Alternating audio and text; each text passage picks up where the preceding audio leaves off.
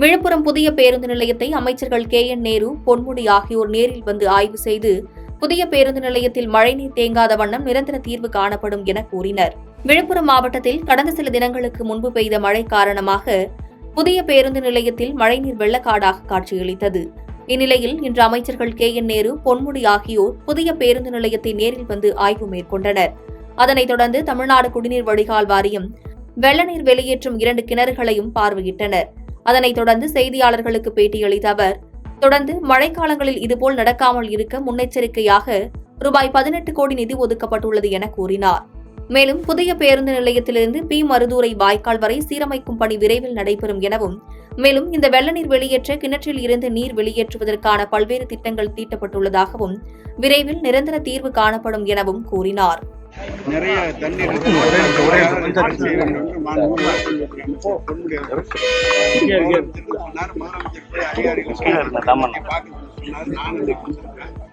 அந்த போதுதான் சொன்னாரு, இங்க இருக்கிற இந்த பைப் வாய்க்கால் இருந்து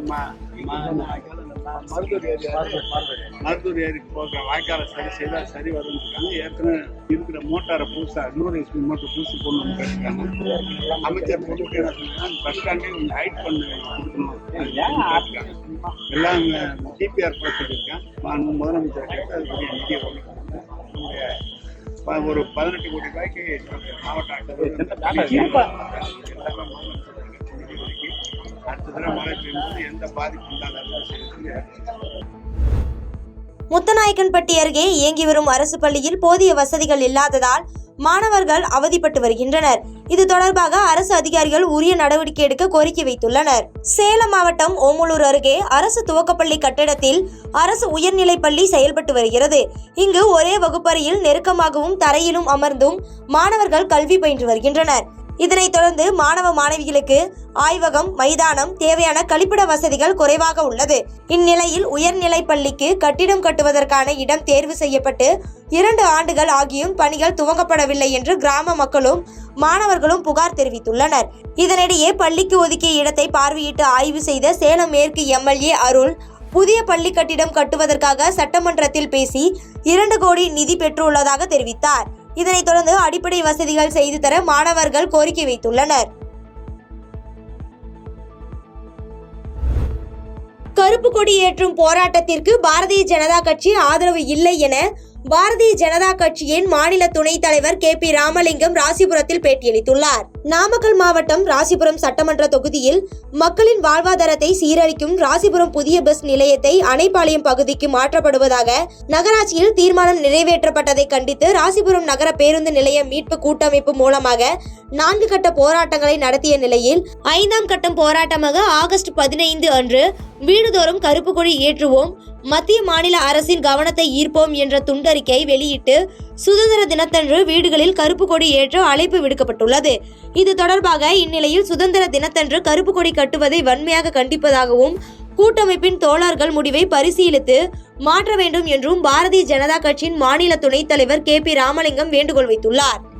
தேசத்தினுடைய 78வது பிறந்த தின விழாவில், சுதந்திர தின விழாவில் நாம் கருப்பு கொடி ஏற்றுவது என்பது அசிங்கம். கல்யாண வீட்டில் கொண்டு போய் நீ கருமாதி சட்டியை கொண்டு போய் வைக்கிற மாதிரி, கல்யாண வீட்டில் நீ கருமாதி சட்டி வைப்பியா?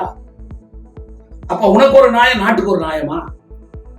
ஆக என்னுடைய நண்பர்கள், தோழர்கள் அவசரப்பட்டார்கள் இந்த அறிவிப்பை. ஆக ஒன்றும் தவறு கிடையாது, திருத்திக் கொள்வதில் எந்த தவறும் கிடையாது. ஆக இன்னொரு நாள் வைத்துக் கொள்ளலாம், மறுநாள் வைத்துக் கொள்ளலாம், 16ஆம் தேதி இருக்கலாம், 17ஆம் தேதி இருக்கலாம், 20ஆம் தேதி வைத்துக் கொள்ளலாம். அது ஒன்றும் தவறு கிடையாது. ஆக அதை அவர்கள் பரிசீலிக்க வேண்டும்.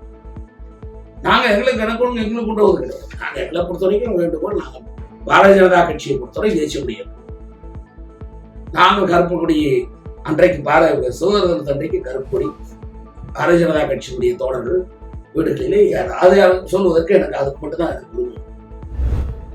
குடியாத்தத்தில் தயாரிக்கப்பட்ட தேசிய கொடி நம் நாடு சுதந்திரம் அடைந்தவுடன் டெல்லியில் ஏற்றப்பட்ட முதல் தேசிய கொடி வேலூரில் தயாரிக்கப்பட்டதாக பெருமிதம் தெரிவித்துள்ளனர். வேலூர் மாவட்டம் குடியாத்தத்தில் 1932 நகராட்சி தலைவராக இருந்தவர் வெங்கடாஜலம். இவர் அன்றைய காலத்தில் கைத்தறி நெசவு தொழில் செய்து வந்துள்ளார். அப்போது அவரிடம் மத்திய அரசு அதிகாரி ஒருவர் தேசிய கொடி ஏற்றுவதற்காக 1 மில்லியன் தேசிய கொடி தயாரிக்கப்பட வேண்டும் என கேட்டு ஒப்பந்தம் செய்துள்ளார். அதன் அடிப்படையில் குறுகிய காலத்தில் வெங்கடாஜலம் தலைமையில் குடியாத்தம் நெசவாளர்கள் சுமார் 300க்கும் மேற்பட்டோர் இரவு பகலாக 1 மில்லியன் தேசிய கொடியை தயாரித்து அனுப்பியுள்ளனர். அந்த தேசிய கொடிகளில் ஒன்றுதான் 1947 ஆகஸ்ட் 15ஆம் தேதி டெல்லி செங்கோட்டையில் ஏற்றப்பட்டது என வரலாற்று சான்றுகள் கூறுகின்றன. இந்த நிலையில் நாட்டின் 78வது சுதந்திர தின விழா வரும் 15ஆம் தேதி கொண்டாட உள்ள நிலையில் முதலில் தேசிய கொடியை தயாரித்து அனுப்பியது வேலூர் மாவட்டம் தான் என்பதில் வேலூர் மாவட்ட மக்கள் மிகுந்த மகிழ்ச்சி அடைந்துள்ளனர். குடியாத்தம் நகர் ஒரு பெருமைமிக்க நகர். காரணம் என்னவென்றால், வருகிற சுதந்திர தினத்தன்று டெல்லி செங்கோட்டையிலே முதலாக பறந்த தேசிய கொடி எங்கள் ஊரில் தயாரித்தது என்பதில் மிக்க பெருமை கொள்கிறேன்.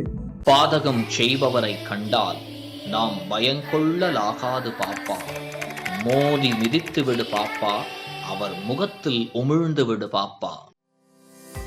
அண்மை செய்திகளை உடனுக்குடன் தெரிந்து கொள்ள இணைந்திருங்கள் இயம்நாடு தொலைக்காட்சியுடன்.